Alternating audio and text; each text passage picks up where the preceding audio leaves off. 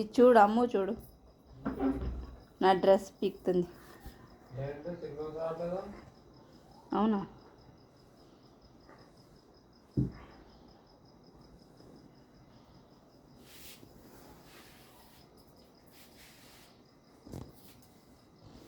ఎవరితో మాట్లాడద్దు.